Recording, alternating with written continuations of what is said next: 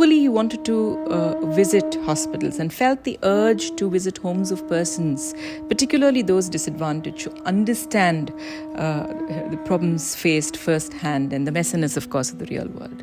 I think this informed the policy and created a robust document that would serve the person that it was intended to serve.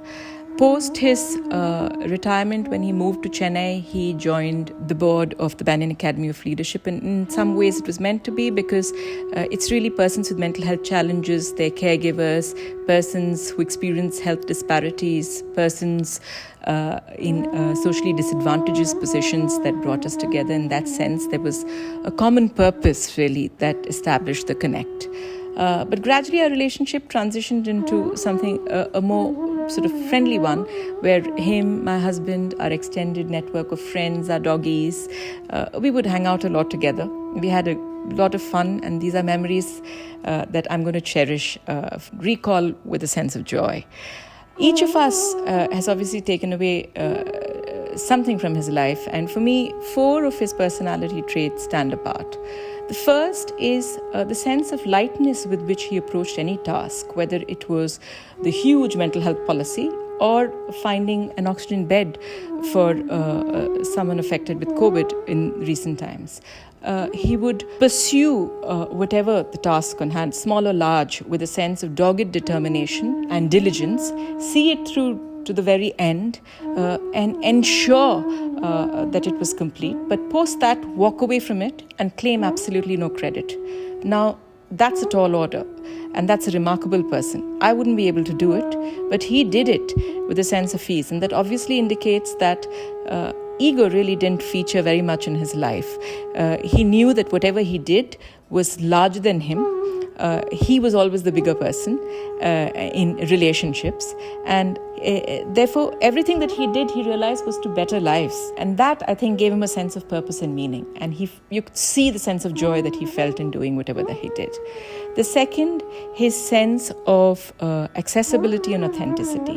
Well, he would, during his years in service and after, receive innumerable emails, and very few went unanswered, or text messages or calls, because he believed that if he were a public servant, that he needed to stand for values of equality and justice, and therefore if someone was reaching out to him for support or help, he needed to respond, and respond equally regardless of who the person was, which he did, and did almost obsessively, and never spoke too much about it. So you would see a whole lot of people, therefore, connected to him. I thought this was the norm, but then it was only later that I realized that I was spoilt by Keshav or Mr. D. And that is not really the norm. Not everybody is like this. Similarly, in his relationships, there was a great sense of devotion, whether to his sisters or his family or his dear friends, old, new, Pravesh, me. Pravesh, whom he knew for 30 years, me for 10 years, several others. There was a great sense. Each of us saw different facets, sure, but it was the same Keshav, and he was authentic. So he was himself all the while. And that again calls for a great sense of confidence and security, that wherever you are with whoever you are, you're not making distinctions based on the person that you're with. Obviously, your conversations will vary, but you're the same Keshav. And that leads me to my third point, that he was human. So as much as we exchanged insights on issues of national importance or significance, there were several things that bothered us about going-ons in our country and in the mental health space or in public health. And as much as we spoke about that, equally our conversations would never really end without some exchange of snarky remarks. And as much as I enjoyed the other conversations, this part was truly special, and I'm really going to miss this. And remember, there's not an ounce, as much as an ounce of malice, but the mischievous glint, the little pout, and that exchange, that just did it all. And finally, just the sense of devotion with which he cared for his friends, his loved ones, that we could rely on him and know that he was around and know that he would always be there, despite arguments, despite debates, and stand firm in your support and advise you on what was good for you and help you move forward in your journey of life. So for all of this and more, thank you, Mr. D, for the rich legacy that you left behind, for the person that you were in the short period of time that I enjoyed, but the deep relationship and the deep insights into your personality that I had access to, and the many learnings as a result. Thanks very much. We're all going to deeply miss you, but we will celebrate your life and remember, most of all, to be human.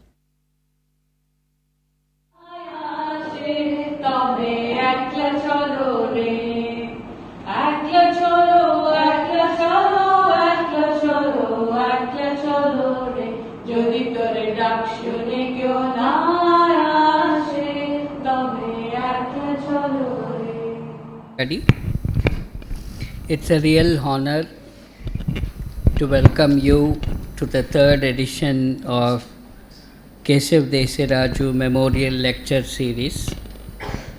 This lecture honors the memory of Mr. Keshav Desiraju, the architect of India's mental health policy and a tireless advocate for dignity and inclusion of people with mental health problems. His work and vision continues to inspire all of us in the mental health community. Before I invite Dr. Sujatha Rao to the stage, I would like to take a moment to acknowledge our partners and co-organizers, the Cognizant Foundation. Since its inception in 2005, Cognizant Foundation has supported over 600 projects across healthcare, education, skilling, impacting millions of lives in India. Through its Health for All and Future for All initiatives, it has consistently promoted accessibility, inclusion, and equity. At the Banyan, we have found the benefit of working closely with Foundation for nearly a decade. Together, we have reached more than 5,000 individuals living with severe mental health problems across Tamil Nadu, while also partnering to strengthen the mental health and well-being within the Cognizant itself. We are grateful to this enduring collaboration and look forward to building on in the years ahead. With that, I invite Ms. Minalini to introduce the lecture series and warmly welcome Dr. Sujatha Rao to the stage. Thank you. Thank you very much, Dr. Kishore. A very good evening to all of you and a happy Teachers' Day. Mr. Keshav Desiraju is the reason we are all here today. Though he left us 4 years ago, he lived with such integrity and conviction that those of us who had the privilege of knowing and loving him, and there are many of us even in this room, we feel a responsibility to carry forward what he stood for. This series is one way of keeping his legacy alive and to invite more people to join the cause of mental health as a basic right. From the beginning, Cognizant Foundation recognized the urgency of this work and stood with us to co-create this platform. The idea has always been to create a space for mental health knowledge that is nuanced and grounded in lived reality and shaped by perspectives from the global south. In our first year in the series, Dr. Sanjeev Jain from NIMHANS and now the Banyan Balm and Aladmara spoke about the history of psychiatry in India and how its legacies still echo in the present. Last year, Dr. Rajgopal helped us reflect on the need for greater connectedness between palliative care and mental health. The conversation has since grown into a teaching curriculum co-developed by the Banyan and Pallium India, which we're very excited to speak to you about further, for whoever is interested. This year, we turn to a particularly painful moment in our country's history, the Partition, and its impact on the most vulnerable, especially those living with mental health issues. Dr. Kala has gifted us with a body of stories that hold many lessons for service providers and policymakers today. He and Dr. Sujatha Rao will reflect on these lessons and on how our societies have framed and responded to madness. It is my great pleasure now to introduce Dr. Sujatha Rao. Many of you know her as former Union Health Secretary and a leader who has served with distinction on national and international boards, including the World Health Organization, UNAIDS, the Global Fund, and Public Health Foundation of India. She holds a master's in public administration from Harvard and has been both a Takemi and a Gro Harlem Brundtland Fellow at Harvard School of Public Health and is the author of Do We Care? India's Health System. She's also one of our most trusted mentors, a trustee of BAM, and a teacher we hold very close to our hearts. Sujatha ma'am, it is an honor to hand you over to introduce Dr. Kala and to begin today's lecture. And to all of you, thank you for being here this evening in solidarity and celebration of Mr. D's life and work. Thank you so much. Good evening to all of you. I think it's a real great privilege for me to be here, to be participating in this evening's function. It's a happy and unhappy one. Unhappy because today we lost a very dear person who had a lot to offer and give and died quite unnecessarily and too early. Happy because though 4 years on, all of us are gathering together to recall him and remember Keshav with great fondness and respect. More importantly, celebrate his life by getting together to reflect on issues he cared for deeply, apart from classical music and MS Subbulakshmi. Keshav was a great personality, as has been described by the previous people. He was my additional secretary, and it was such a pleasure to be working with him. He was my main support system in the ministry, if I may put it that way, totally trustworthy. And the one thing I want to tell you about Keshav is, though very soft-spoken, and any unsuspecting person could think he was a good pushover, he was not. He was a man of great conviction. He had terrific strength of inner strength that, made him take stands even if it was against the tide, which is a rare quality today and much more among the bureaucrats. So here he was a very strong person, and I really miss him greatly. And today we went to his flat, so it was a bit of a moment that I too went through. Anyway, so I'm so delighted that we have Dr. Kala today. Wherever Keshav is, he must be very happy that we still think of him in terms of mental health, because that was one issue that was very close to his heart. I mean, mental health in the Ministry of Health was the last item on the agenda, and it really didn't matter to policymakers in Nirman Bhavan to think about mental health.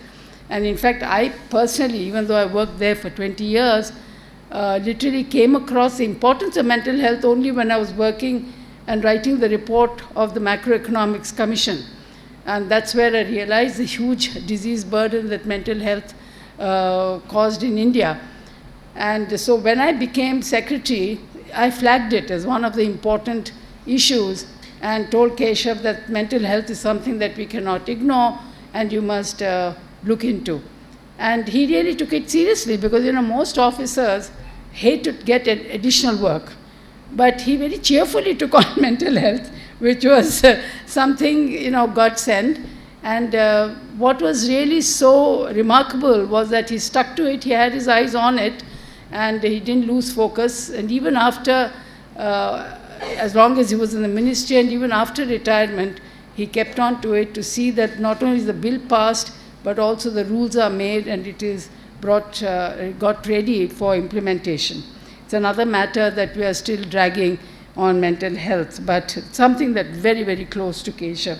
So it's only appropriate that we talk about him in terms of mental health this evening. And I have great pleasure in introducing you all today to the keynote speaker, Dr. Anirudh Kala. He's a psychiatrist, a writer, and a leading voice on mental health in India. He has served as professor and head of psychiatry at the Christian Medical College, Ludhiana, and as director of the Institute of Psychiatry and Human Behavior in Goa. He is the founder of the Indian Association of Private Psychiatry and the Indo-Pakistan Punjab Psychiatric Society, and has chaired the Indian Psychiatric Society's Committee on Mental Health Legislation. He was also part of the Government of India's Mental Health Policy Group that Keshav set up from 2011 to 2014. With over 50 research publications to his credit, Dr. Kala has also made significant contributions as an author. His works include the short story collection, The Unsafe Asylum, which explores a partition through the lives of patients in mental hospitals. The novel, 2.5 Rivers, set in Punjab during the 80s, and most recently, the non-fiction book, Most of What You Know About Addiction Is Wrong. There's another set of books that he has written. He currently serves as the clinical director of the Mind Plus retreat in Ludhiana. And before concluding, I would like to add that I have read this book, Unsafe Asylum, not once, but twice, and look forward to reading it for the third time. And when you read it, it's just short stories, but every time you read, you find a new nuance, you find another new insight, all about human behavior, the humanity of the people the protagonists in the story, Hindus and Muslims. I mean, it's so different to what we experience every day today in our country, the polarization and the hatred and all that. It just brings out finally, this book, the complete ethos, the pathos and the humanity that existed even though we call them mentally challenged. So I would strongly recommend that all of you get yourselves this copy and read it. And I now invite Dr. Kala to give his keynote address.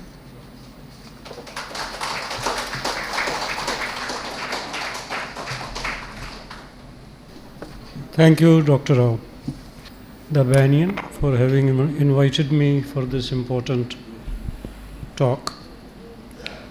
I had the good fortune of working with Mr. Desiraju for about 3 years during the formulation of mental health policy of India, and learned a lot from him. Coming to the topic for today, which is basically a personal journey. It is about a book which is short stories, 13 short stories, but interconnected, or they appear more than once. So there is they are not standalone short stories, they are interconnected short stories, and if maybe a type of novel, you can say. Now, as I said, it is mainly a personal journey, and being a mental health worker probably played some part. But it is important to remember that during the partition of India, 1 million people died a violent death and 10 million people were uprooted from their homes, making it the largest forced migration in the history of mankind over a very short period of a few months.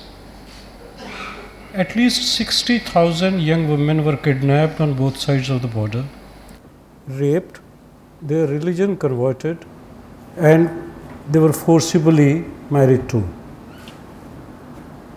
And years later, when they had settled down in their new exiled lives and even had children, they were forced again to go back to their earlier families who had by then been displaced across the border to the other side.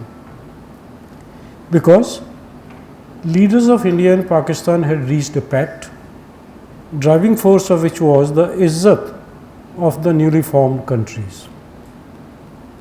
Muslim women left in Indian Punjab were sent to Pakistan, and the Hindu and Sikh women left in Pakistan to India, many against their wishes, in the name of honor of their respective countries. My parents came from Lahore during the partition riots. And my birth date is in December 1947. I was thus one of the thousands who were conceived in what later became Pakistan, but born in independent India. This cohort of what must be thousands like me crossed the Red Cliff line as unborn babies. I grew up with children of other refugees this side of the border. We heard that word a lot, refugees, a lot. Most of the times it was just a descriptive label, not a disparaging one, but sometimes it was. During the first few years, homes changed frequently because families took time to settle down. At home, all one heard from parents was how everything was so good back in Lahore, and there was never any mention of violence.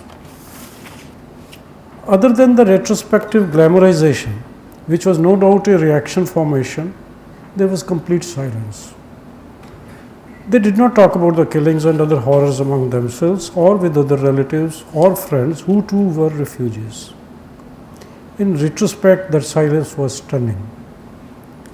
All that we children heard was that everything was so great back then. Even as children, we sense that everything is never so idyllic, particularly when conversations reached us about relatives who had faced ujada, a Punjabi word for devastation, during the Raleigh, that is the violent riots. Even as children, we sense, and conversations also reached us about that particular uncle who could not make it because he was stabbed when he had gone out to take milk. At school, one heard many such similar descriptions. When I asked my mother about it, and children did ask repeatedly, the stock reply was, nothing happened in our mohalla. It happened in the next one.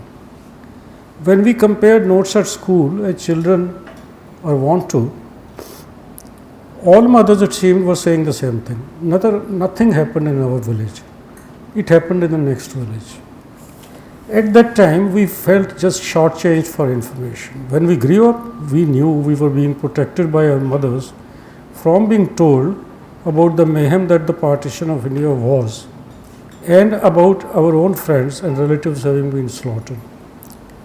When we grew up a little more, we came to know that we were being protected by our mothers and fathers, also from the uncomfortable fact that some of our relatives too had actively participated in the riots, both when on that side and even more so when they came this side. We were being protected from the fact that the difference between the perpetrators and the victims was not that stark in that summer of 1947. And our parents, through the silence, were not just protecting us, but also protecting themselves from the pain of reliving that trauma. In that significant manner, Holocaust in Europe was radically different from partition of India. Holocaust was one-sided. Partition was not. 1 million people were killed. The British did not kill them. We did. As we grew older and read about the partition accounts ourselves, we came to know that we were also being shielded from the imagery of the gory violence of the violence, from the peak into the basest side of human nature, the ugliest aspect of the aggressive instinct in its full manifestation. It was much later, when I joined psychiatry, that I came to realize that whatever the motives, violence just bottles up the pain to mess lives later, rather than offer any real balm. I wished our parents and hundreds and thousands like them had talked to somebody, that somebody had talked to them, or that people had talked among themselves about their feelings rather than just about how beautiful Lahore was. It was around the same time that, as a junior resident in psychiatry, I saw patients who presented with psychiatric symptoms steeped in blood and gore. One patient, then a middle-aged woman, had shifted from Multan during the riots soon after her marriage. Since then, she had been seeing at nights hordes of Muslim men becoming small like Lilliputs and entering her room through the ventilators shouting Allahu Akbar. and threatening to rape her. The symptoms continued for many years, and later, when the patient's daughters grew up, the Lilliputian marauders threatened to rape her daughters. That patient committed suicide by jumping from the roof during one such episode. However, the daughter, who was grown up by then, picked up the same delusion soon after like a family heirloom. And that later became a story in the book with the title Folie Deux. And that is when I decided that I needed to go to Pakistan and know more, see more and meet people. Problem was that although a road border between India and Pakistan does exist at Wagha near Amritsar, the paperwork was almost impossible. But they did give visas and other permissions to the groups to attend conferences. So I called up colleagues on both sides and we formed Indo-Pakistan Punjab Psychiatric Society, consisting of mental health professionals of both Punjabs. And we had several conferences alternating in the city of India and Pakistani Punjab. At first conference, hospitality of Lahori hosts was impeccable, and they went out of the way, they always do. On the penultimate day, the delegates from Indian Punjab and their spouses were taken out for shopping by some of our lady hosts. As the 2-hour trip was winding down, a teenage girl, looking very distraught, came charging into the garment shop from the street and pushed an elderly Sikh psychiatrist from Patiala, who was one of our delegation, shouting at him, "You were the one in my room that night threatening me. Why have you Sardars come here again? Aren't you done with killings and raping us?" This was said in English. There was a stunned silence in the brightly lit hall of the shop, and the salesman measuring out fabric froze. As the host tried to pacify the girl, her mother, who had been parking, came in profusely embarrassed and full of apologies. She explained that the girl, a first-year university student, was being treated for a mental illness and has been missing her medication. It seems she had heard such narratives from a friend who had heard it from elsewhere. And I remembered my own patient who had been uprooted along with her family from Multan. This is what intergenerational trauma and mirror imaging of symptoms would look like when both populations were the attackers as well as the attacked. This is while I had been contemplating for long about writing a book of interlinked stories about partition, but that was the exact moment when I decided to start this book. On my next visit, I went to Mental Hospital Lahore, and courtesy Dr. Nusrat Habib Rana, the suave and well-read medical superintendent, was allowed access to 60 years old files and reports, and even allowed to meet patients, one of whom later turned into a character, Fattu, who appears in more than one stories. At the time of partition, those in the army, police, all other government staff, even the prisoners in jail, and patients patients in the mental hospitals were divided between the two countries. While everybody else was asked about their preferred option, the patients in the mental hospital were not, because they were not supposed to sane enough to decide. They were divided based mainly on their religion as written in their files. Hindu and Sikh patients were transferred from Lahore, Mental Hospital Lahore, Peshawar and Hyderabad, and Muslim patients in Indian hospitals scattered all over the country to Lahore. And some of those who should have gone to Dhaka from Ranchi went to Lahore just because they were Muslims. From all accounts available, it was a messy transfer. Many patients died of neglect. And while the two countries became independent in 1947, in euphoria, we forgot about the mental patients, and the actual transfer took in 1950. Part of the delay was from Indian side, because Indian Punjab didn't have a mental hospital at that time to house the Punjabi speaking and Hindi speaking Hindu and Sikhs from the other side, and it took 3 years. And thus, the story of the book, most of which happens inside mental hospitals, first story of the book, most of which happens inside Mental Hospital Lahore, was actually written in a hotel room of Lahore, not far from the mental hospital itself, during one of my visits. Now, I will be showing you some slides which is not data heavy, mostly pictures, a short projection for about 5 to 7 minutes, and then read some excerpts from the first story and the last story, and that would be all. Yes. Now, let me see. Now, this is a document which my friend and colleague Dr. Alok Sareen found in Nehru Library.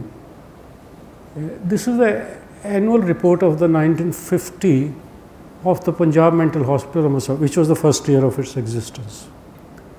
And it says the most important event in the working of Punjab Mental Hospital for the year 50 was the transfer of 450 Indian mental patients from mental hospitals in West Pakistan. The patients received from Pakistan hospital were as follows: from Lahore 223, from Peshawar 45, from Hyderabad Sindh 55. And this report complains that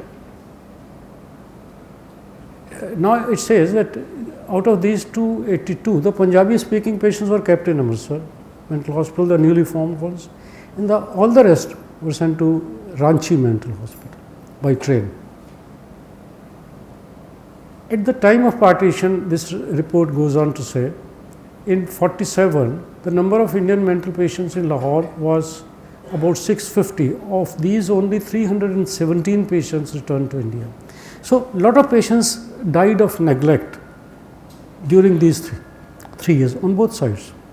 But this was documented better on the west side rather than on the, for example, patients in Ranchi who subsequently went to Lahore. They were not, we don't have proper records of those. Yeah, next slide. Yeah, so like I was saying that we formed this professional society because we couldn't get visas as individuals.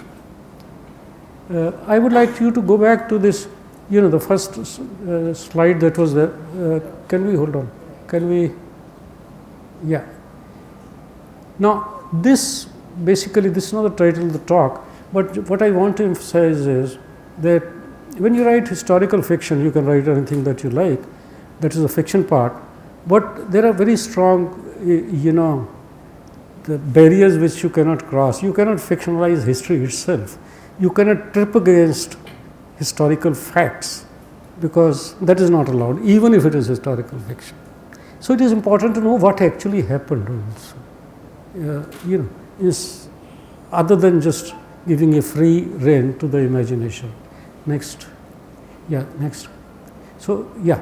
So, we formed that association and then we went to Pakistan, Lahore. This was the second conference. First was in Ludhiana, Punjab. That is Dr. Harun Rashid Chaudhary, that's me. In the background, Dr. Mariam, she is a psychiatrist to Mariam Harun Rashid Chaudhary. That is Mirat Gul, she is a psychologist in Lahore. Next, please. Yeah, that's Ravinder, my wife. She is a psychiatric social worker being welcomed by Mariam. Next, please. That's, us being escorted very royally into the Pakistan on this border post. Next. This is Mental Hospital Lahore. These boards came later. Now they call it Institute of Mental Health, but basically rest of it is exactly the same. Next.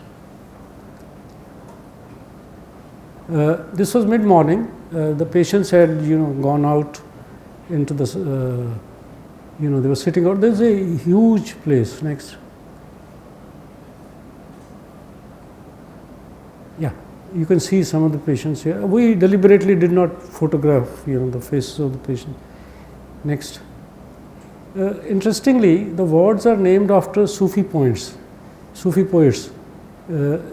was Sultan Bahu ward this side and Baba Farid ward this side. Next. This is Dr. Nusrat Habib Rana, who was very gracious and offered us, all help and access. Next.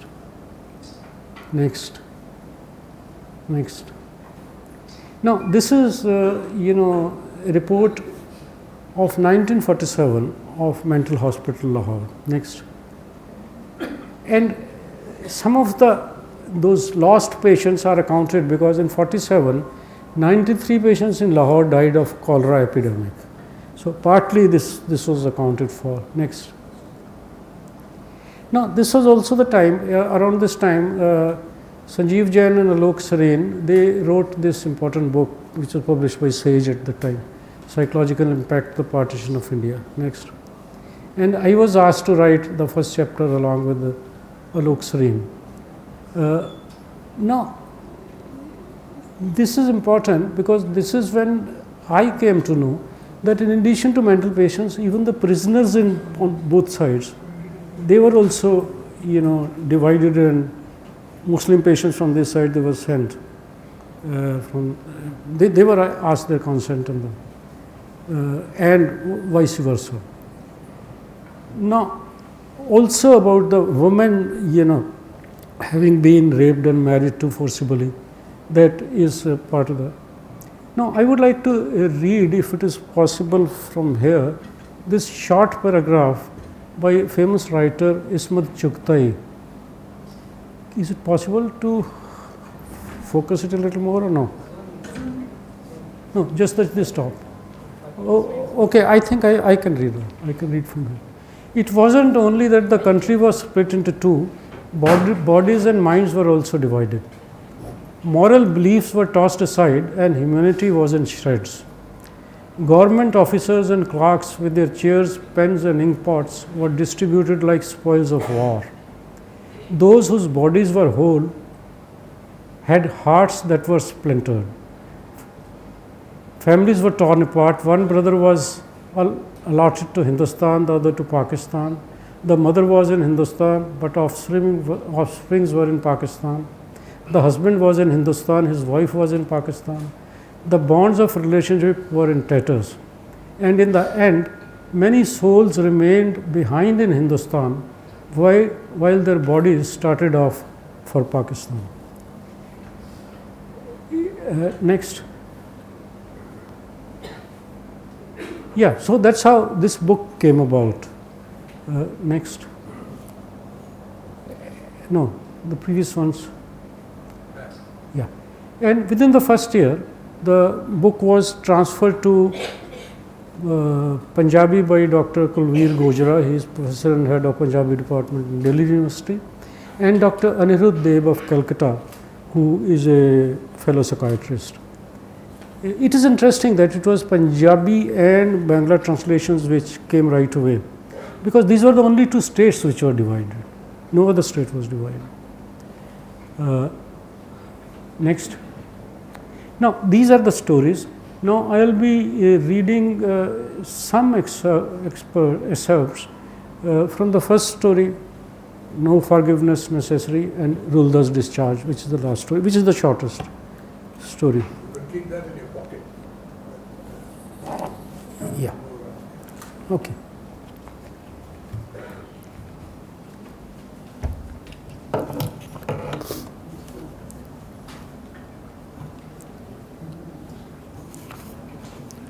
Now, the first story, June 1947, Mental Hospital, Lahore. As he passed through the fortress-like gates of Mental Hospital on his wobbly bicycle, the drizzle became a downpour and the lights went off. It was one of those abrupt, violent showers which sometimes follow a dust storm during peak summer in Punjab. Dr. Iqbal Junaid Hussain was on night duty. He pulled off his sodden skull cap and thrust into a pocket. Walking with the cycle now, he buttoned the raincoat up till the chin over his flowing beard and then bent down to pull off the shiny metal clasps that kept his sodden pajamas from getting caught in the bicycle chain. Iqbal was a religious man and preferred to wear pajamas which were convenient for prostrating during namaz. Now, that is the first paragraph. Now, then Somewhere along in the first story, what happens is that the gateman from the main gate, which is far from the medical superintendent's office, at 1, while rain still pitter-pattered on the slanting roof of the office, there were heavy footfalls in the office corridor. The gateman, Dilshad Khan, a Pathan, came in, his shirt and salwar drenched despite the umbrella from the long walk from the hospital gate. It seemed that a Sikh and a Hindu family were at the gate with their 5 children, asking for shelter till the morning. Their homes had been burnt and streets dangerous. Sahib ji, he says, and it is raining. Dilshad Khan was pleading as much as reporting. Iqbal nodded, let them stay in the waiting hall and wake up Afzal in the kitchen. They'll need some milk and food. And little later, still hard at work, Iqbal heard Fattu and Rulda through the open window as they sat on the bench outside. Now, these two are key characters. They are admitted patients. Rulda is about 22, Fattu is a little older. Now, one is Muslim, one is Hindu. The irony is that they have been discharged. They were discharged some months back, but nobody came to fetch them because the parents felt, the families felt that in that summer of 1947, mental hospital is a safer place than outside.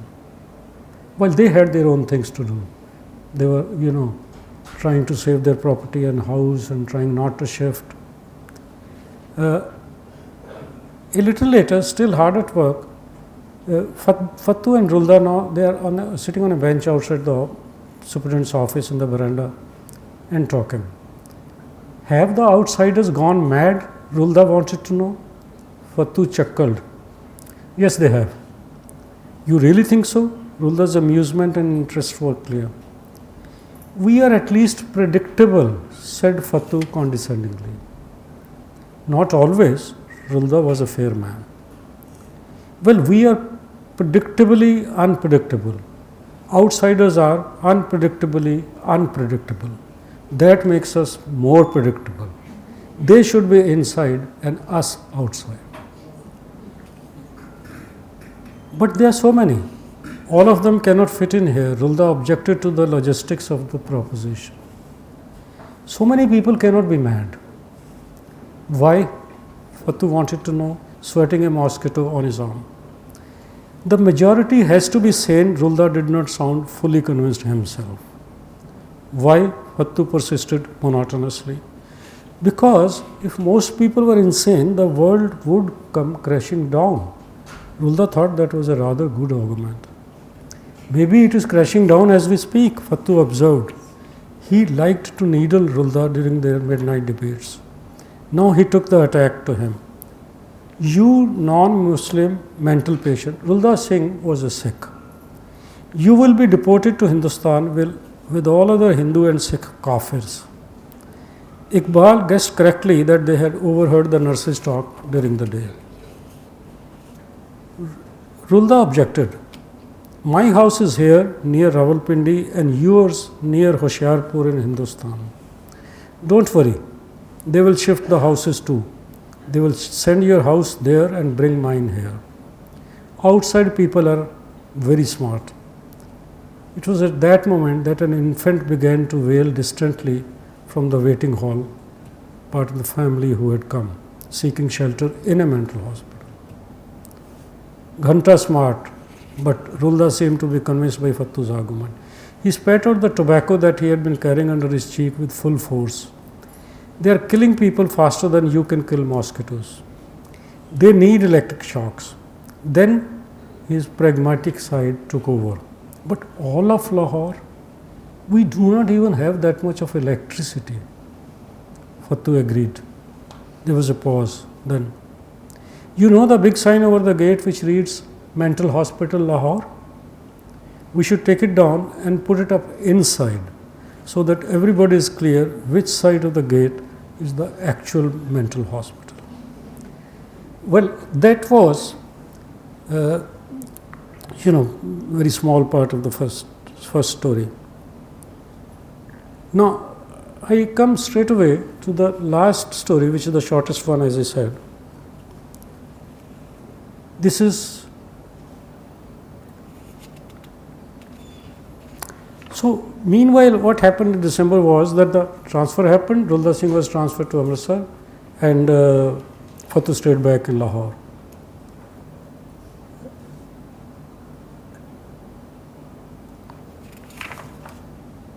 Now, what happened was that in Amritsar, Rulda Singh has been there from 1947 to 1984.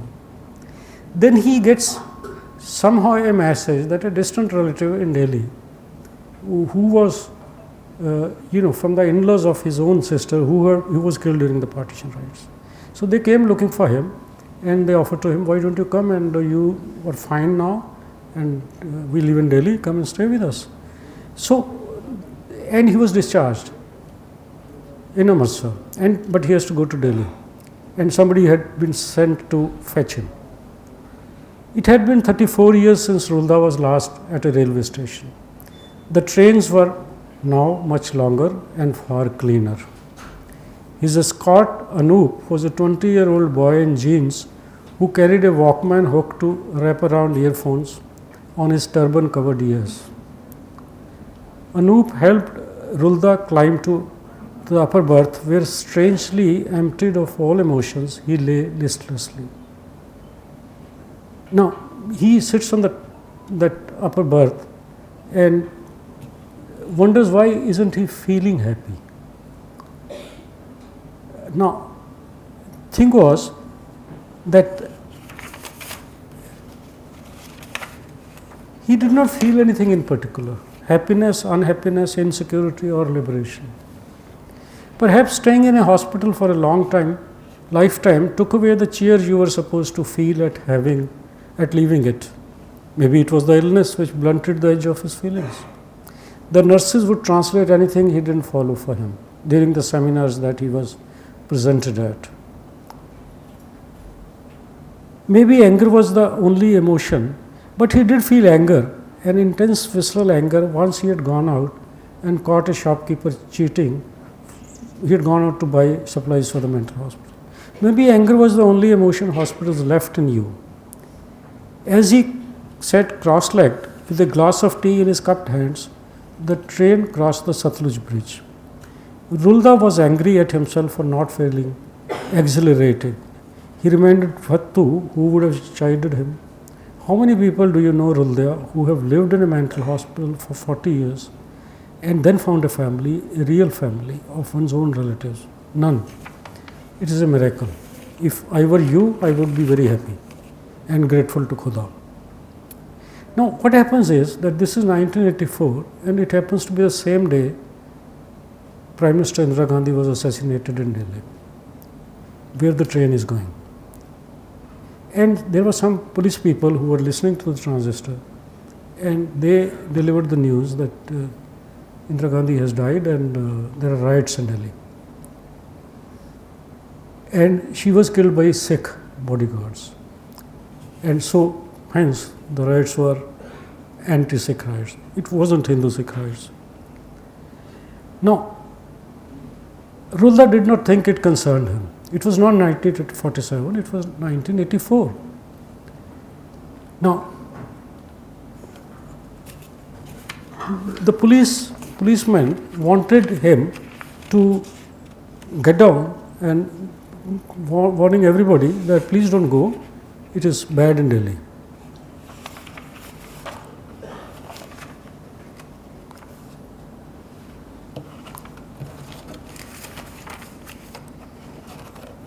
Yeah, give me a moment.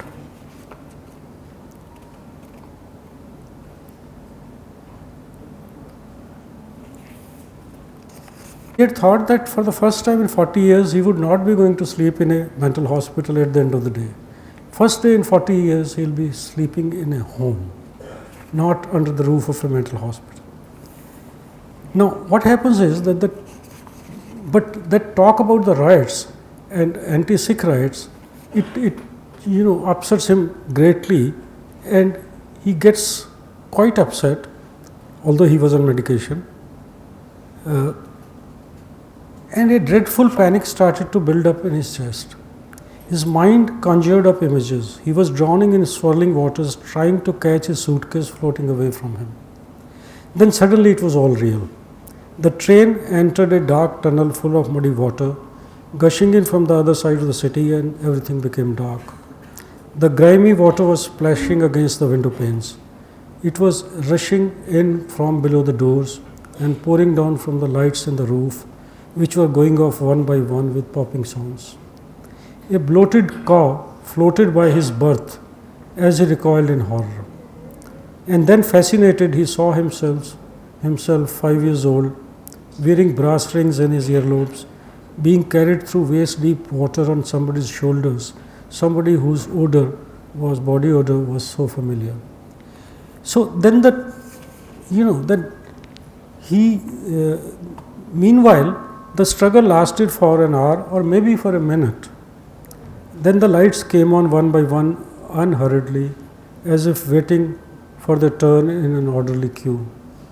And with a loud whooshing sound like a giant whale breaching water, the train surfaced into a city of zillion lights, and everything was dry and crisp like fresh paper.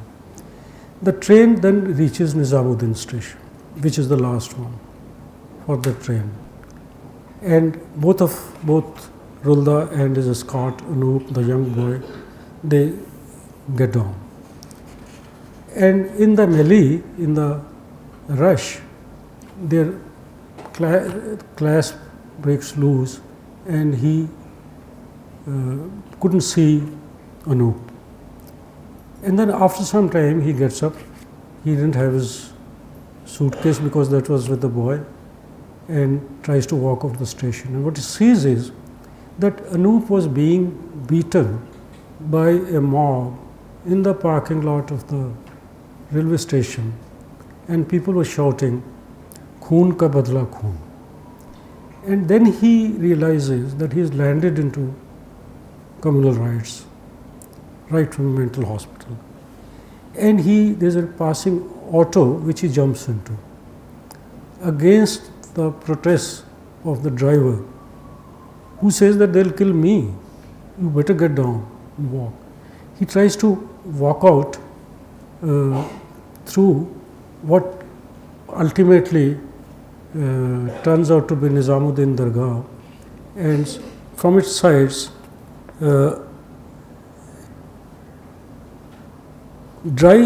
he heard music coming from somewhere near. It sounded like a qawwali. It scared him and soothed him at the same time. Then, intermingled with the qawwali strains, he heard Anup's wails. Rulda ran out wanting to follow the snake which he now believed had been sent to save him, into a lane full of people. Young lads pulled at his kurta, wanting him to buy jasmine and rose petals at bargain prices. Two men on a motorcycle rode past him, the pillion rider holding a jerry can, which was kerosene with which they were burning people. Petrified, Rulda started running again. His legs were shaking as he found himself on a wide road full of lights, with traffic zipping past mere feet from where he stood. He stood tentatively at the edge of the traffic for a long time. A taxi slowed, stopped next to him. The driver rolled down the window and asked him, "Where do you want to go?" Rulda asked, "Is there a mental hospital in this city?" Thank you.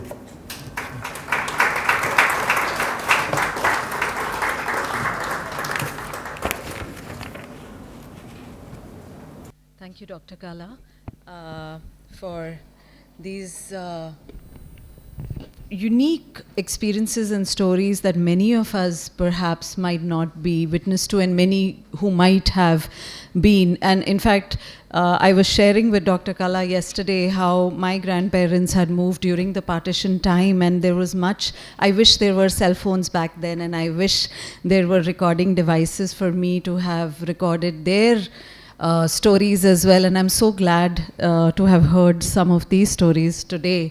So thank you so much, first of all, for writing this book that is available, of course, outside for all of you to have and to go into much more detail. I will now request Dr. Rao and Dr. Kala to take this conversation forward. And after that, we will open up for some questions. So please do listen in and do think about what you might like Dr. Kala and Dr. Rao to share with you. Thank you. So, Dr. Kala, that was wonderful what you told us about the book and your whole experience. It's really very, very, the book is really quite an experience when you read it. You really feel a lot. It's very beautifully written, so you must read it. What impressed me, Dr. Kala, about the book was not just the eye for detail. I mean, the way you go into every small detail, the consistency and the suspense that you maintain. Though, it's not it's a true story, but it keeps the suspense. What happens till the end, it keeps the suspense. And you kept all through, but the message of who decides who is mad is conveyed very subtly. And, like in chapter 3, I would like to just read out when Rualda, his name, Fattu and Rualda, something, yeah. Yes, so they're in this prison, and so this is in page 62 of the book. Now, this is something which struck me, so I'd just like to read it. Fattu's voice sounded sleepy. The urge to cry seemed to have passed, and his head came out again. Ramesh says we were not asked because we have no legal capacity. You remember he said that the patients were not asked, do you want to be in Pakistan or do you want to be in India? Because it was taken that they don't know, they don't have the legal capacity to decide for themselves whether they want to be in Pakistan or India, so they were divided on basis of religion. So he says, Ramesh says that we were not asked because we have no legal capacity. We don't understand implications. This was a new topic between us, and I was curious. You mean even the Muslim patients have no legal capacity?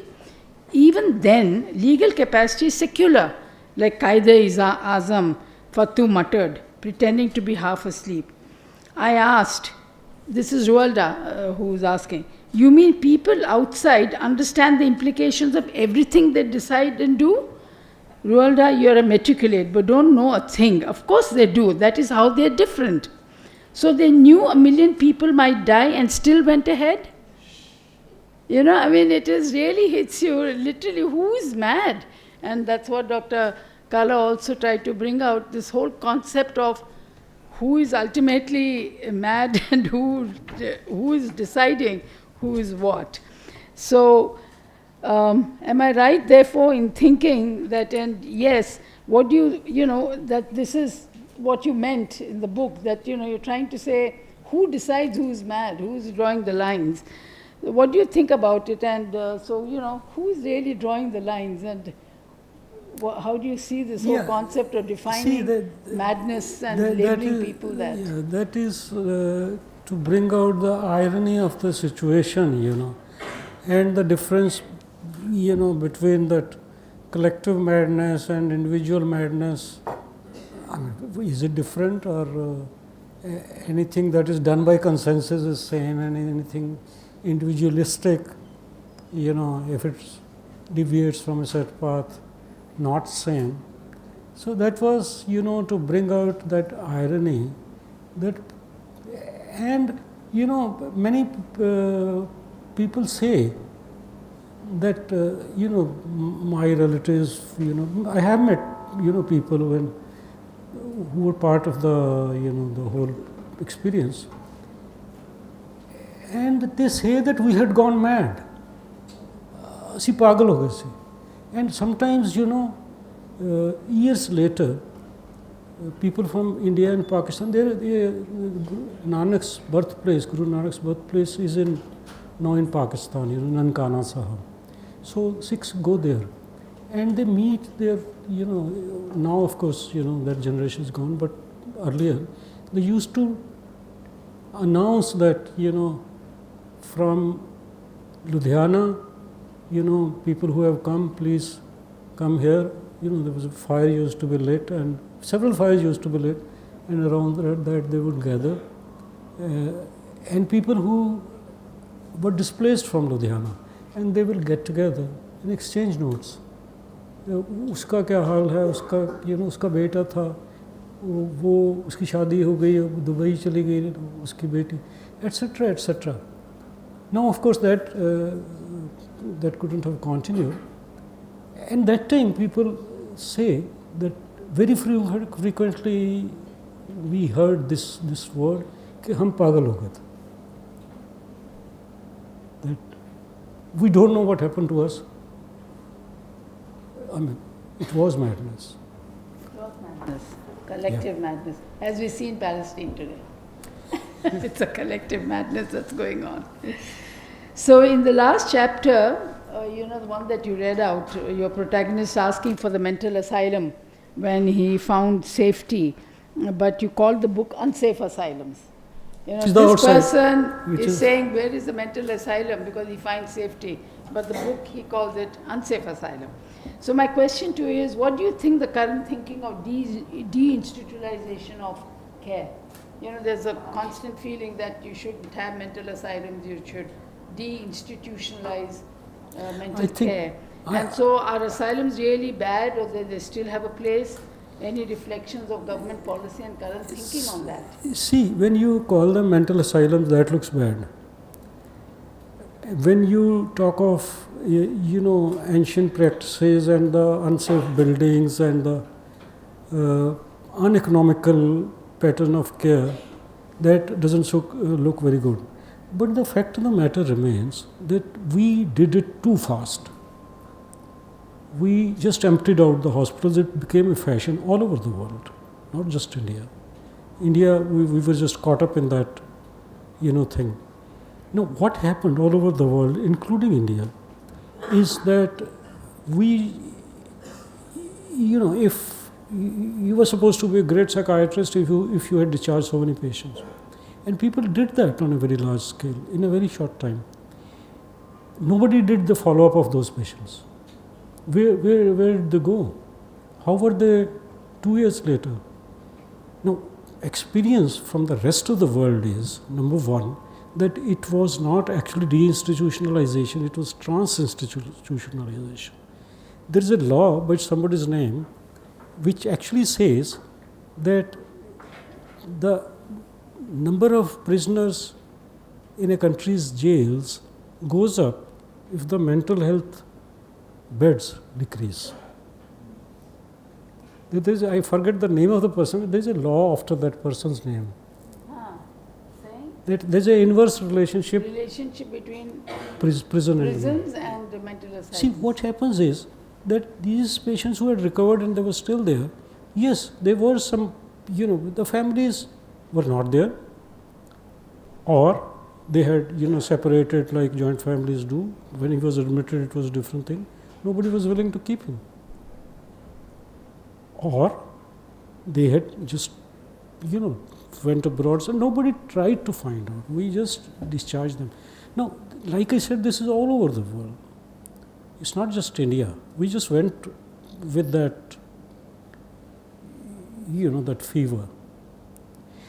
In America, there is a pattern which has been seen, that what mental hospitals did was, what were the state mental hospitals.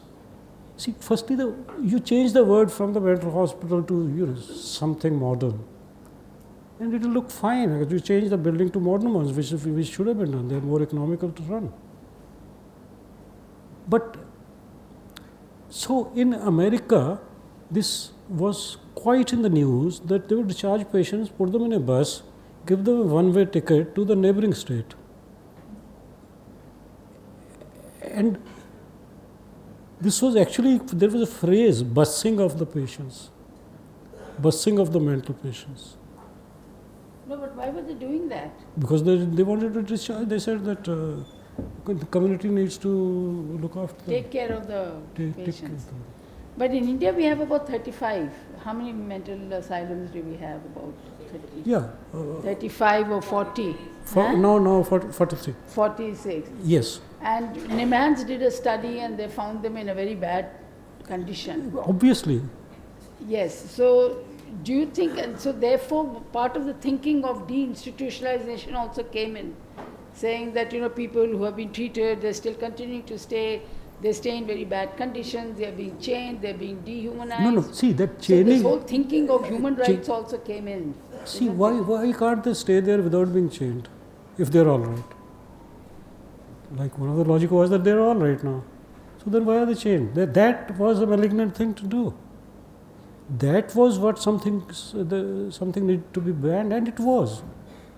So what would your advice to the government be? You I can't think- say I shut think down. whatever- You can't shut down the Whatever hospitals, name right? you give it to it, You do need institutions. you do need institution Yes. for long-term care. Yes. There. How do you decide who needs to See, be in this and we out? are talking of a chronic illness, and many patients actually do not, fully recover. And in any case, they have nowhere to go. You push them out, they will be on the streets. They will get in trouble with the police people, with the law. At some stage or the other, they are bound to.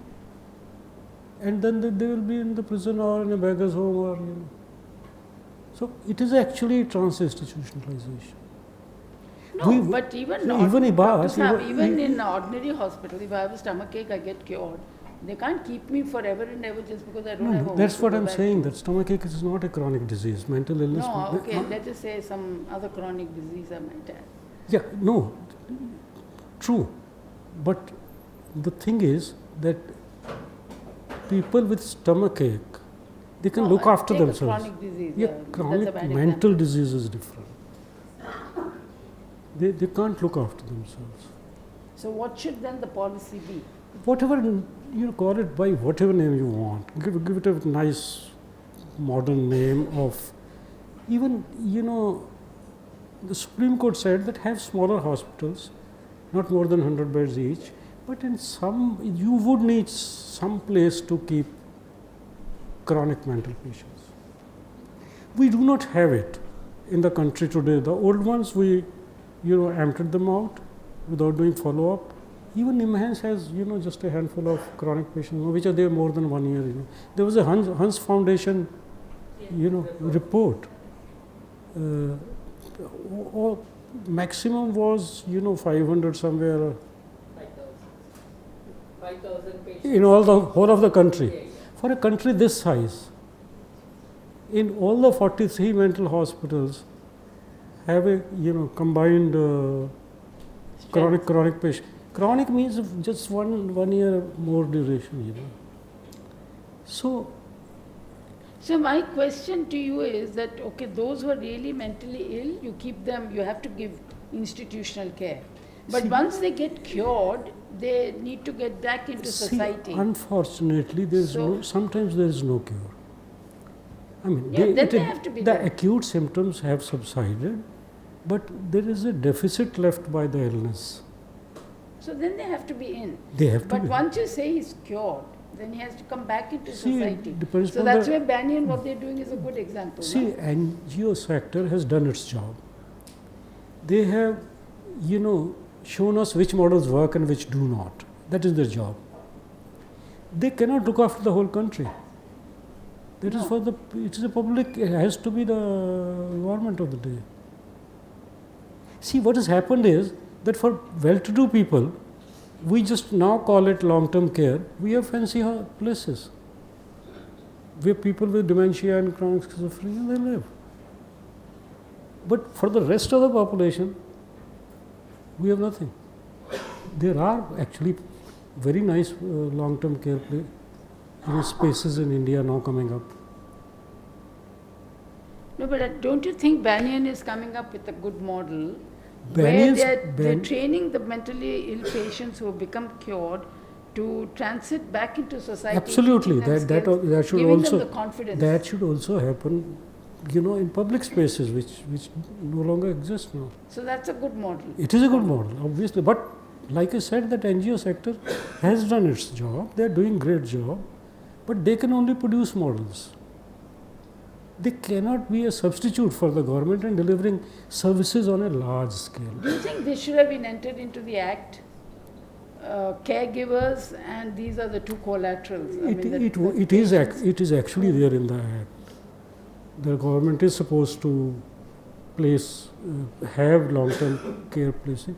Chandigarh administration is one of the first one which, Chandigarh is a union territory, it's not a state, but still, it's a rich place, government-wise. They have now, which was opened only last month, 100-bedded, very nice place, modern. They call it group home. See, what they did was that they fell into the same, pit, I would say. They initially said that the security for keeping a patient would be 20 lakh rupees. Yes.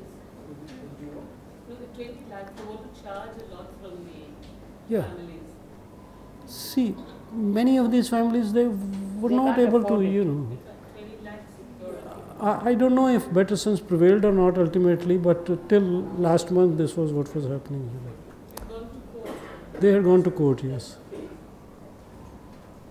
So yes, I think we need places for. So 10 years ago, you were involved with this working group in the government to set up the Act and all that. And the Act is very progressive, but it's quite on the shelf. It's not really getting implemented with the vigor it should, right? So what do you think, what are your reflections on how do we go about getting this country to get a bit more aware of mental health problems, implement the Act, which is a very progressive Act? Is it difficult? Is it? No, it's not. It's not difficult at all. But some of the state governments, they see, the thing is that health is a state subject, but mental health is on the concurrent list. So the states get to, states are. The law was passed by the central government; is applicable across India, but the rules are to be made by the state governments. Many of the states, including Punjab, they haven't yet made the rules. They are now No, but the because Central Act and the rules are made. That will be applicable. Sorry? You can adopt. It's a Central Act and being on the concurrent list, and they've made the rules. So now it is implementable. Yeah, They have to be adopted. they have to. They have to be adopted. That's all. They No, don't no, have to make the rules again. No, they have the authority to make rules. Yeah, but they don't need to. No, Also. no. The spirit was that different states have different requirements, different resources. So the states actually make the rules. Central mental health rules are basically for the institutes run by the central government, whether they are in Delhi or Chandigarh or Pondicherry or, No, but they can be Tejpur. adapted, like the clinical establishment. They can be adapted, but the states, many states, like I said, Punjab included, neither adopted those rules nor made, their own rules. Till somebody went to the High Court in Punjab also. Now they are in the process. I mean, it was. But what I'm trying to get at is even today we are spending 1.5% maximum of the budget on mental health. It was maybe 0.9% before. It might have increased to 1.5. How is it that there is not enough lobbying by the professional mental health, so many societies you're a member of, to prevail on the government to give more attention to, how does it become, how can mental health come center stage to policy? You can't expect ministers and bureaucrats to bring it. It has to be somebody else. See, there is a, famous, sentence which has been going around and which is by and large true, that health budget is in India is 1% of the GDP, and mental health is 1% of 1.5% of that health budget. Yes. The rest 98.5 is for the other specialties. I think the reason is that in India, health is not a politically important subject. No elections have ever been fought on the platform of health, even municipal elections. Forget about the parliamentary or the assembly elections. And also, the health minister is not, most of the times, is not a politically important person or a powerful person. services. If you give the health portfolio to somebody who is a very, popular politician, or he'll get offended. But Dr. Kala, where I'm pushing you is, in that same 1%, like HIV/AIDS, for example, there's huge international, national lobbying of the civil society and everyone to push HIV/AIDS quite central.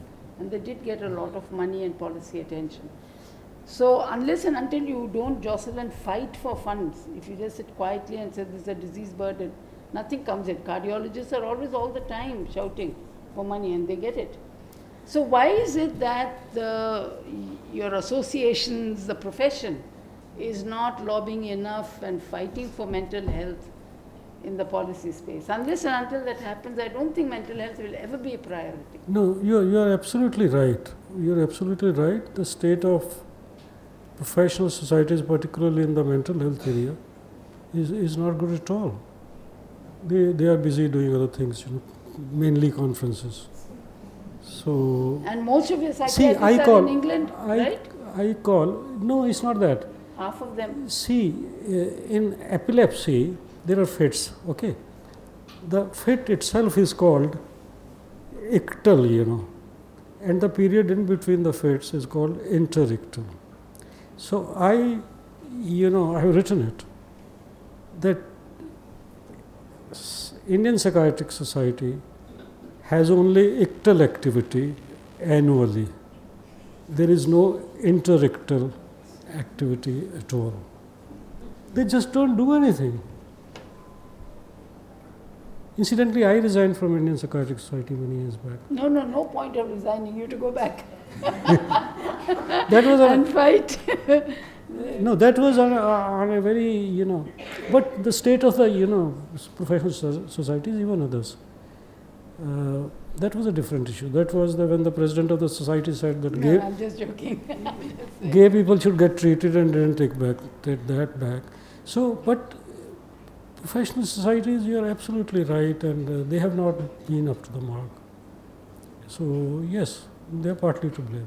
But overall, you have to have somebody. I mean, when Deepika Padukone came in, I was frankly very happy. I think at least, okay, I mean, no, you are very right. I'm sad that she had problems, but I was very happy that, that now we at least have a leader for men. But then it has fizzled out. Nothing really happened. See, what Deepika Padukone did was, we couldn't have done the same thing with a, 100 crore rupees campaign on mental health awareness. That's, her coming out, that I got depression and look. 2 months. Depression lasted 2 months. Yeah. But she set aside some money. So, look at me, I had depression, I got treated, and people could see that she's fine now, and she's dancing around in movies, and so that is very striking. Yes, you are very right. You have to have somebody. But unfortunately, many of them don't. Not that they don't get depression. I'm sure they do. They are human beings, but nobody comes out. This is an exception. So anyway, I'll just have one more question, and then we'll throw it open. And that was that, have you heard Vinod Grover? Have you people heard of Vinod Grover, who's a stand-up comedian? But he speaks in Hindi. I think I have. On Partition. Varun Grover. He gives a whole episode on Partition. No, I haven't seen that episode. But YouTube, you go to Varun Grover, it's hilarious, but it's very sad also. Partition in his family. Trauma. He's a Punjabi, yes. Yeah, so he says how, the people who experience that generation carried the trauma forward. Yes, I saw that actually. Today, I remember. it's a trauma even today. It's underlying that, So this inexplainable or irrational hatred for the other community and other things is all coming from the boisterous songs that Punjabis sang, and he was trying to explain that. So do you come across such patients even now where they're still petrified and traumatized? No, actually that was, 78 years back, so not really, No, but the children must have, he says it's Children- carried on generation after generation. Yes, some of it does, and yes, there are patients whose parents, but so many years later, it is very difficult to ascertain scientifically whether it is just genetics or it was trauma, because the father had it, the son. So, there's not enough material to assess whether it was purely trauma or not genetics. Anyway, so we'll throw up for question answers. Mr. Ram, you have. 20,000 hospital beds and 43 measures. That's in the country. What are the laws? Now, these 20,000 people in institutions, right? 20,000 beds. They're all fully occupied. No, most of them are acute patients these days. No, how are they confined there? Who in the you have sectioning, where the law requires that they be institutionalized, sectioning, as it's called in the UK. Yes. But how do they land up there, and what keeps them there if they want to leave? That's a very big, complex story, Dr. Kala. No. How are you admitted against into that, the what mental asylum? Do they have any autonomy, those to leave? That's what the Act says you should give. But No, the law, Mental Health Act, actually Only if they are sectioned. is a particular section, you're right, which is called supported admission. If the patient is, likely to harm himself or to others as a consequence of mental illness, then he can be admitted by a nominated representative, which is mostly family members as of now. So there is a provision in the current Mental Health Act for what is called sectioning in England. So there is a section here.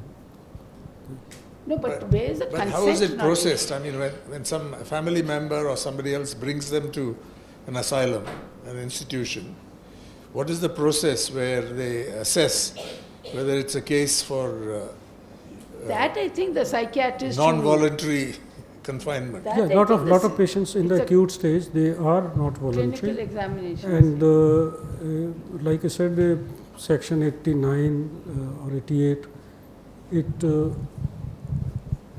gives the authority to the hospitals, but there are checks. The check is that within 48 hours, you have informed about such admission to what is called a mental health review board. Mental health review board. The chairperson of which board is with the session judge of the district No, that's fine. and civil surgeon is the secretary, and all hospitals which admit such patients, within 48 hours they have to send an intimation to the review board, and so that check is there, and if the review board thinks fit, they can come and see what is happening. Every such admission, each one, is so-called involuntary admission of the year, is now currently called supported admission under section 88 and 89. Of this, a proportion will be addicts, right? Drug addicts? Yeah, drug or alcohol. No, Not- addiction not is addicts. part of the it fits within the definition of the mental illness specifically and is named as such in the Mental Health Act. But if somebody is just taking a drug and not in the immediate danger of harming himself or to others, then you cannot and you should not admit him, or admit him for detoxification, because then he is, for example, alcoholism. When he tries to leave, he goes into a confusion, he is delirious, what is called, and tremulous, what is called the DTs, delirium tremens. So if it is in that stage, then you can admit him under this condition, but after he is detoxified, then you discharge him, then you can't keep him. But for both drugs and alcoholism, the strategy has been to have de-addiction centers. So, particularly for drugs, I don't think they ever put a patient who's a drug addict into a mental asylum. No, So unless suppose he gets, if Is somebody, it? No, if okay. somebody has, he is rescued from being dead because of the overdose, and he is going to, the father feels he is going to going out and do it again, then he can. If he's in immediate danger, yes, you can. Yeah, about the homeless people in our country, about a third of admissions are primarily substance abuse disorders. Rest of them have other severe mental illness. About 1 in 10 admissions are primarily for cognitive disturbances, cognitive decline, dementia-like picture. So the admissions are largely, as the Act also says, is to make it voluntary admissions, though it may be very difficult to fit into all admissions into that category. So supported admissions would be obviously be there, but the proportion is much less compared to what it is in the context of homelessness. I don't recall, but you mean dementia patients are put in mental asylums? No, any person who is brought by the police, picked up under As a section homeless. 100 of the Mental Health Act, has to be admitted in a psychiatric institution. I am giving you the profile of people who are brought to these institutions. About a third of them clearly belong to substance use category. About 10% belong to cognitive disturbances. Others belong to psychiatric problems of various kinds. Any other questions? I have Yeah. And No, then I we'll go just- to you. And then there, right to the back. Yeah. Dr. Kala, no, well, there's many, Banyan is the best example, but many NGOs have made models, as you said. But these models are for the governments to see To scale up. and replicate. So I don't think you should just dismiss them as, okay, the NGOs can only do it and the government must remain large institutions. No, absolutely. You're absolutely right that the government must, adapt these models, upscale them, and use them. That is what the NGOs can't upscale them. Yes, they cannot. They cannot. So Banyan is doing a Great job. Great job, yeah. Great job. See, unless we have a social leader, I mean, either how does HIV/AIDS get in? Media was fully into it. There was Rock Hudson who got HIV/AIDS and got on. And, some international support for HIV/AIDS was so strong that India was also had to take note of it. But another small incident, when blindness, I was dealing with blindness control program, cataract surgery. There was not much of an uptake, we were struggling, though we had a World Bank project. Then Mr. Bajpayee was the Prime Minister, so he said, मेरे को cataract हो गया, AIMS में कर. हाँ sir, AIMS में ही करना चाहिए. He was admitted in AIMS, and we then prepared the doctors. While the cataract surgery is going on, we told him about the blindness control program. And we said, people like you, all oldies, are getting blind because of cataract. Just as you suffered, so many people in India. So he said, really, that's true. Then he made it a program, and he said, every week I want a report. So the PMO was monitoring this, and then it got scaled up.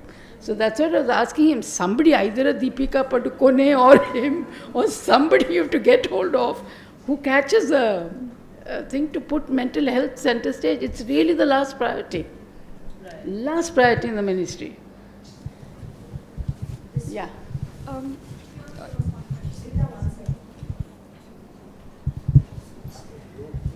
Good evening, Dr. Kala and Dr. Sujatha. Very inspiring body of work. It's the privilege to be in the audience.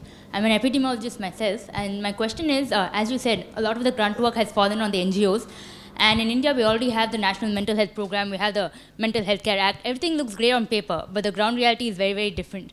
So my question to you is, what do you believe are the barriers in implementation of the National Mental Health Program? With the allotted budget that we already have, what do you believe is the one thing that we can do differently?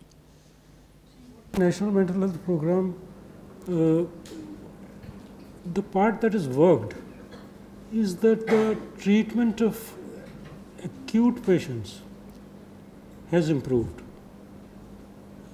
If you compare it to, 3 decades back, it has definitely improved. Yes. Acute patients are looked after much better now. And a lot of that is due to, district mental health program. Yes. Because that is the main, bulwark in the public sector. Where it hasn't worked is, see, when we emptied out the mental hospitals, we kept on saying community psychiatry, community psychiatry, community psychiatry. Because the community is going to look after them. But the community did not. No, but you just prepare the communities. Sorry? Prepare the communities. I think the communities were not prepared. They were not prepared. It was not a planned way. No, that's what I'm saying. That's what I'm saying. We have no comfort in the community, no cushion in the community, and we were, too hasty in doing that. The last row. Yeah. The last row. The last one, never get a chance. Dr. Sujatha, it was a very fascinating session. My question is that with sure. So we have seen through changes in terms of deinstitutionalization, and now I think in this lecture we are moving towards institutionalization, so it would seem. So how do we not repeat, say, Victorian ages lessons back again, would be my question. Because during that time you had trans-institutionalization, you had people being misfitted into institutions and also being held for a long period of time against their will. So if institution is our model and the way to go, then how do we not repeat those mistakes? Sorry, I didn't understand the last part. Institutionalization then deinstitutionalization took on because of certain problems in it. Yes. So now again a deinstitutionalization is starting. So how do you ensure that the same old mistakes are not made and we are back to zero? Instead of having one huge, large, monolithic mental hospital, what is required is smaller, larger numbers, more distributed, modern spaces. Rather than those structures were ancient, and it is not possible to actually, give proper care because the patients would be neglected, in a huge 100-acre mental hospital in the back wards. And that shouldn't happen again. There shouldn't be more than 100 patients in a space like that. Otherwise, there will be neglect. 100 is too large. Yes, you think so? Yeah. Well, I'm basically. Richmond Fellowship. They have got 50 people in communities. That's even better. But then you need several times more.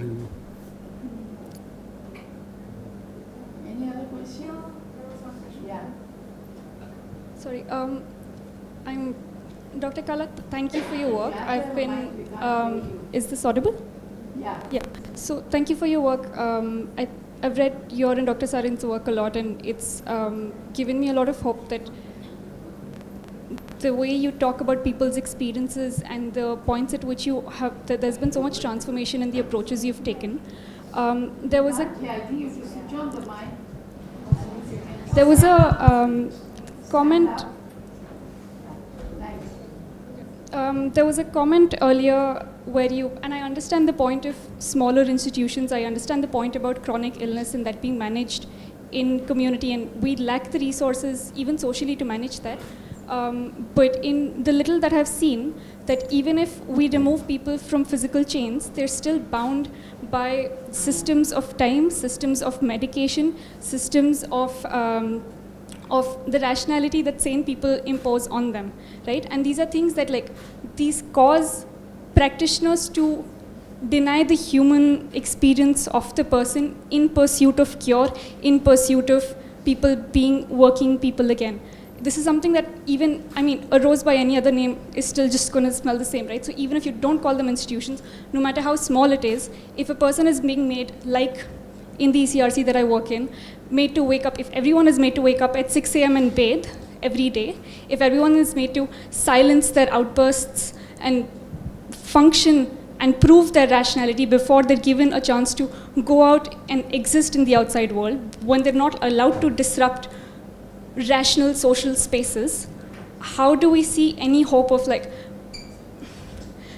Deepika Padukone is only going to be accepted in our world in promoting any of this as long as she's not behaving the way Kangana Ranaut does when she has public outbursts.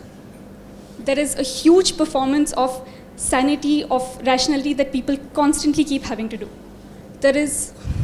My question to you is, and I've seen my peers, doctors, friends of mine who are being trained in institutions to again and again reprioritize that rationality, that definition again and again, as opposed to taking the time and centering the person. And this is what NGOs, as much as they have done, they have also failed the people because they function on money and they function on time, both of which that madness cannot center.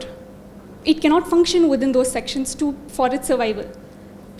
How the NGOs can't do it, the government can't do it, where do people go? I understand that because of how the policy of deinstitutionalization failed us, would trans-institutionalization happen. In America, where there are more non-NGO community work that's happening, that's going against the police sections, that's going against policing and jails, and all of that is developing community-based interventions.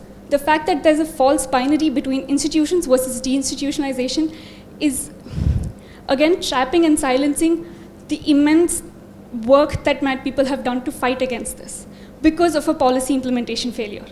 So my question to you is, how do you train psychiatrists to embody that humanistic practice, and B, what about the policy failure, and how do we hold the governments across the world responsible for that? Because it's not that deinstitutionalization didn't work, it was the only reason that open dialogue was forced to develop as a practice also. So, it's 2 questions, thank you, sorry. No, sorry.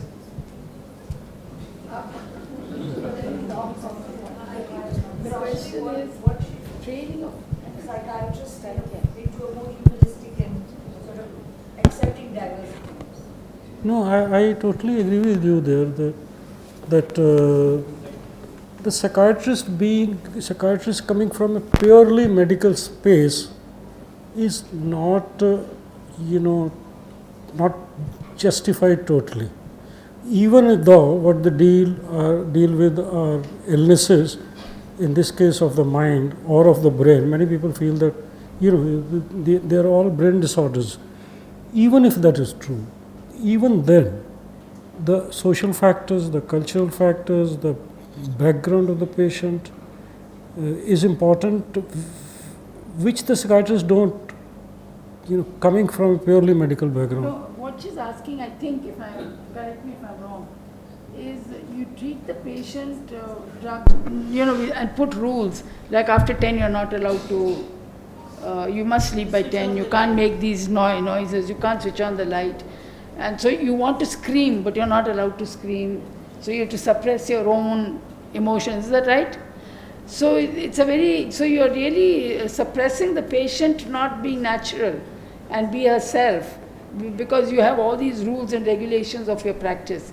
So she's saying, how can you in your practice, how can psychiatrists be trained to be more understanding and empathetic to the needs of the patient as the patient is trying to get well? They want to scream sometimes. They want to wake up in the morning and sing a song or something. You can't keep on, like a convent school, have so many rules. See, if are we talking about the inpatients or generally? Inpatients. Is that something right? Put it in simple language? Is that what you meant? In the practice, how do you treat your patients? Yeah, so how do you train your patients, your doctors, to treat the patients in a more humane manner, not just as a clinical object? Yeah. See, if it is a space where there are, several people in the same situation, like in a ward, and if one patient wants to see TV later on, the other people would be, inconvenienced, even in a, forget about psychiatry, in a medical ward. So some ground rules, which is, doesn't disrupt the other people, would be there for all of us, even in civil, outside, we follow rules. So some rules would be there. When you bring 100 people in 3 wards or 5 or 4 wards, 25 each, and for example, your example, the TV thing, there has to be something. If it is there, it is just for the, it's not forcing just for the sake of forcing. I think what he's trying to say is that in a large institution, when there's so many patients, some amount of element of uniformity and some sort of rule structures do get in. What you are advocating for, I think, is a more personalized, humane approach, which becomes very difficult in a large institutional setup. That's why governments are almost always seen as very dehumanized institutions, because you have to have a rule which is common to everyone. Where an NGO or a civil society has much more flexibility to really look at each individual, because they operate on a smaller scale. So I think the compromise here is probably what he was suggesting. Don't have these 800-bed mental asylums. If you have to have someone inside, institutionalize them in 30 beds, 100-bed institutions which are closer to the community. And maybe then the psychiatrist can get in much more of a humane, individualized, personalized approach, because there's much more time he also has to spend with the patient and so on, isn't it? Yes. That would sum up somewhat, I think. Yeah. And that is where the policy will have to go, and that's where we have failed.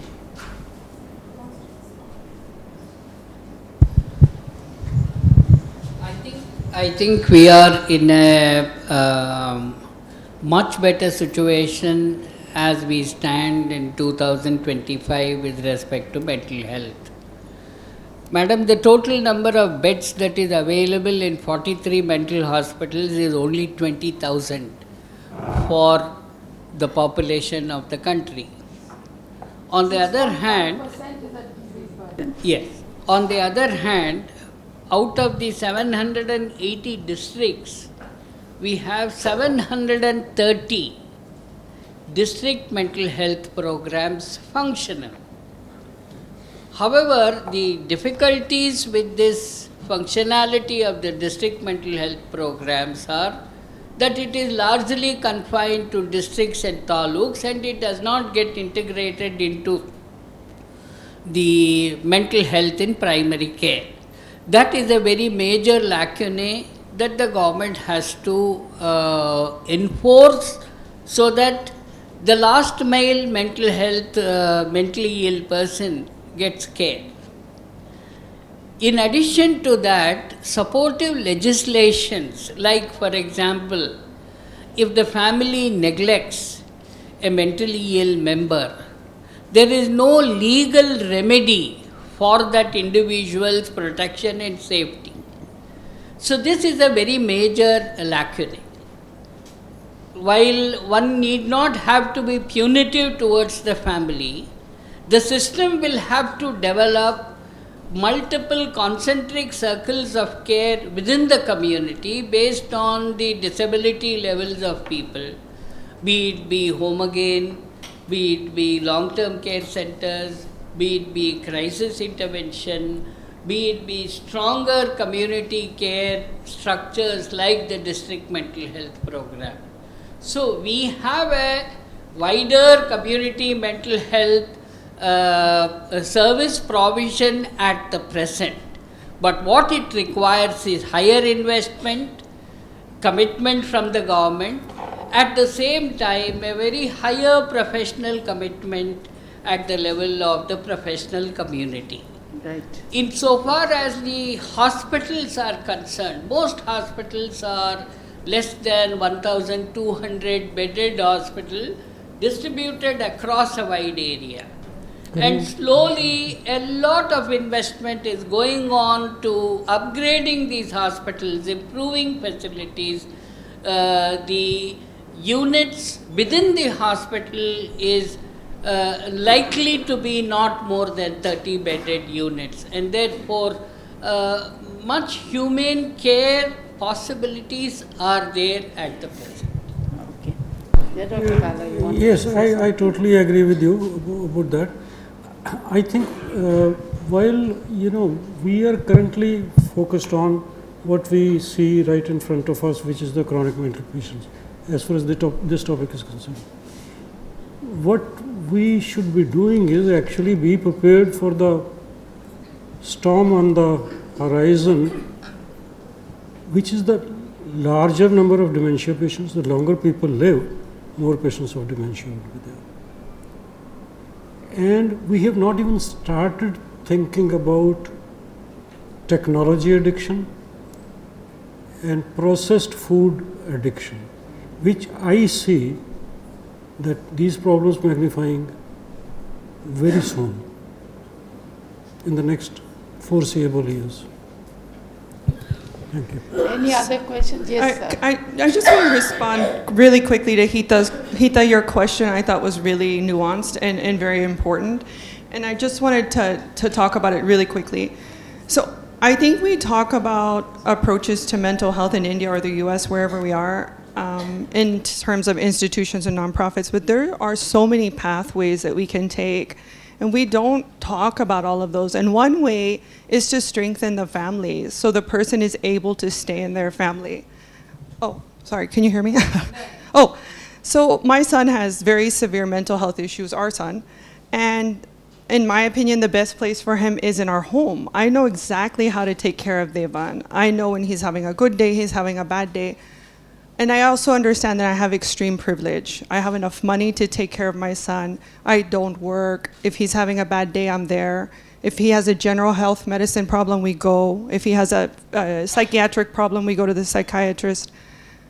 But how do we honestly deal with income disparities in this country? How do we deal with the lack of affordable housing? How do we deal with the lack of good and safe food for people who are poor? So we have to talk about very, very difficult intersections that families are faced with, because if the number one place for the person to be is the family, but the family is not healthy, why is that family not healthy? And we cannot just blame the families. We have to look at the systems that are failing those families. This, the two people and then we close, yeah?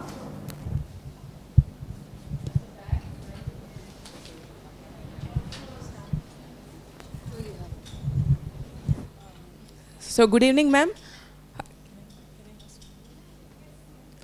I'm Bhumika from Madras School of Social Work. So I have a question based on whatever we discussed. Like you were talking about the policies and governance aspect. So I recently observed in IMH here in Kir Park that a social worker was telling us that a person who commits a crime will be sent by the court to the IMH for 1 month, and after 1 month, psychiatrist will assess the client, and then he will be sent to the prison and will be given the same level of punishment the other criminals have. So I always have this kind of doubt that it's kind of an injustice. I'm not against the victim or the concept of victimology, but in some way, the person who commits a crime with intention is different from a person who has mental illness.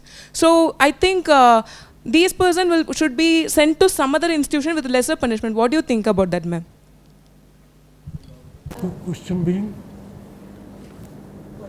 Being that, put it in a smaller phase for Dr. Kala. Okay, so for a person who commits a crime with intention gets a certain level of punishment. So a person with mental illness also gets the same. Yes, thank you. See the problem is that Indian law, as far as the responsibility for the crime in the context of mental illness is concerned, is very narrow. It says if the person at the time of committing that crime did not understand the nature of the act or the consequences of it, or that it is against the law. Now, the key word here is at the time of committing the act. No, nobody carries a psychiatrist on his shoulders, that at the exact time of the committing of the act. So, because that thing is so narrow, so most of the times it doesn't fit there. And that is why many psychiatric patients who are otherwise clearly ill, they don't get any concession from the court. You wanted to ask a question? I must commend you on this work. It's tough enough to read and tougher to write, and you've written on such a very difficult topic. My things about it sort of literally reminds me a little bit of robotic thing, but I think I should read it to find out. But I was also thinking of I was also thinking of sometimes people nowadays are very polarized. So whether this kind of references, of course we agree that we need to bring out those wounds, not just suppress them. Like now they talk of the horror of partition day and things like that. But how do we manage that? In the context of, say, South Africa apartheid, they have a reconciliation committee. So do we have anything like that? And the third thing is about, love is love. Like that, I think madness is also madness. And when we talk of cross-cultural psychiatry, we talk of West versus East or whatever. But here you brought out a thing between, let's say, Indian Punjabi and a Pakistani Punjabi or whatever. Whether there's anything different in that, or is there something for us to learn? And will it help in reconciliation to know that both suffer the same kind of thing? So those are some of my thoughts and questions. Thank you. Yeah. Thank you. Yes, see, two things. One is that literature about partition, 1 year later or 2 years later or 5 years later, was very important, very focused and very raw. All mental stories are very raw, and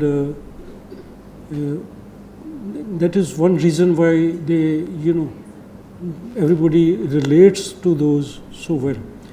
But also, in addition to that, periodically there should be a zoomed out, look at these just for the sake of learning lessons for future, which doesn't happen very often, but which I think partition or Holocaust, these were not just historical events, they were seminal events. So even today, somebody can write about the Holocaust from today's perspective and then bring in what you're talking about, the atmosphere of the country. Okay, so no other questions then? No other questions. So we'll leave it.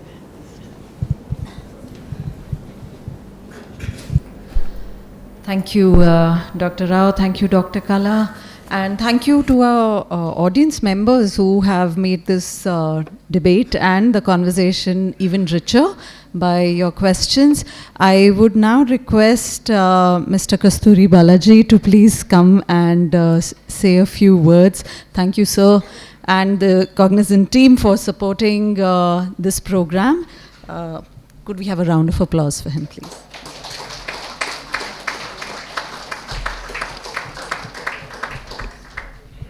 Good evening. It is my pleasure to offer a few closing remarks. The Keshav Desiraju Memorial Lecture Series is more than a tribute to a visionary leader in public health. It is a call to action. Keshav's legacy reminds us that mental health is not a peripheral concern, but a central pillar of social justice and human dignity.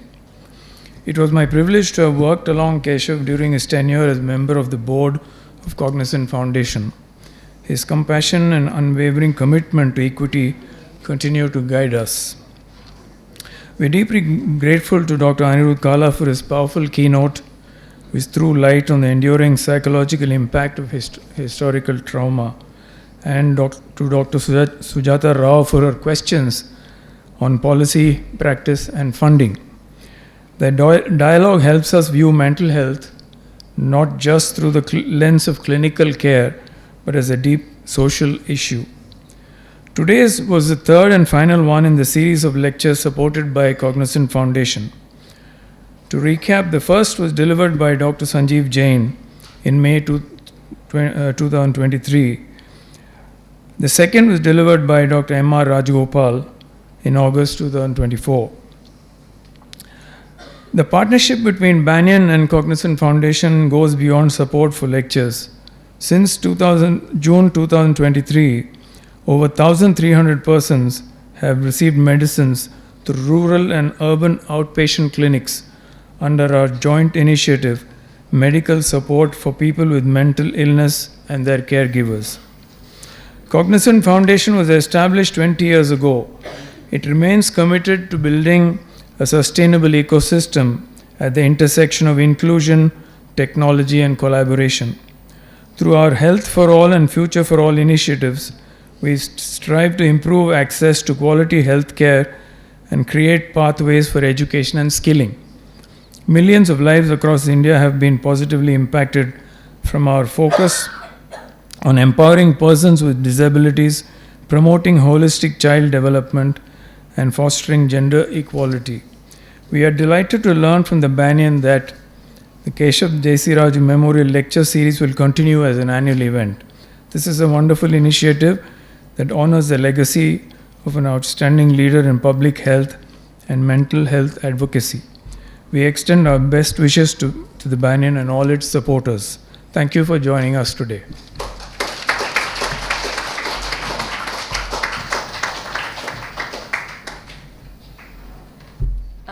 May I request Dr. Kishore, Mr. Ram, and Poonam ma'am to please come on stage just to offer a small token of appreciation to our guests today, and also Mr. Kasturi Balaji, if I could request you to please come on stage as well.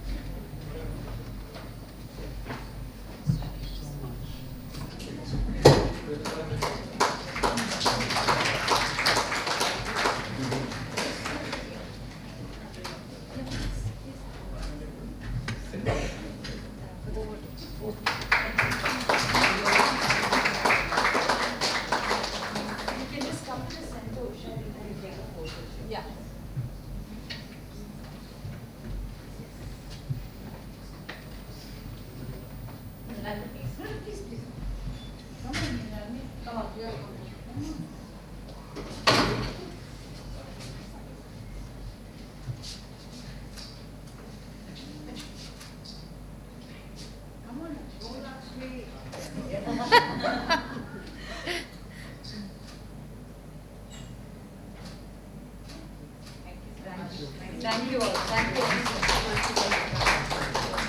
much. Dr. Kala's books are outside for sale. If you'd like to please find them. Thank you, Mrinalini. The books are outside for sale, and in case if you would like to connect with the Banyan, you please visit our website. All our details are there. Thank you so much for being part of this evening. Thank you to our speakers as well. Thank you.